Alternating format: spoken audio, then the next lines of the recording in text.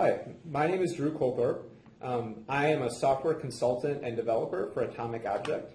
We make apps and websites for other people. So a lot of companies need an app or a website to do what they do for a living, and they don't necessarily know how to build it, so they hire us to do it. My background is in computer science and math. So in college, I specialized in writing computer code, and I also learned a lot about algebra and other math topics. At Atomic Object, we build apps and websites, which means a few different things. We need to, one, figure out what those apps and websites do and what problems they're meant to solve. Two, we write the code to make the apps do what they need to do in order to solve that problem.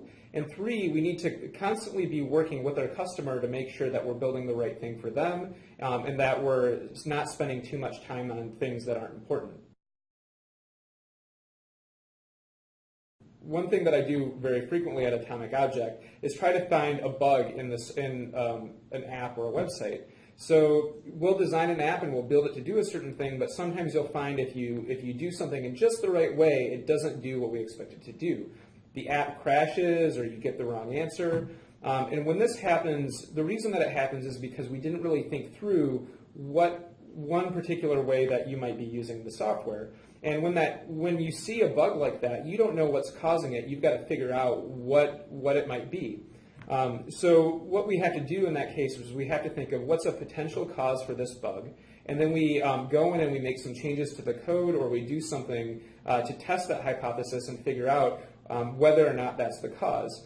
And oftentimes our first guess will be wrong, or it'll be on the right track, but it's still not specific enough, and we need to get all the way down to a root cause that shows when the user does this, this thing happens deep within the code, and that leads to the wrong answer showing up.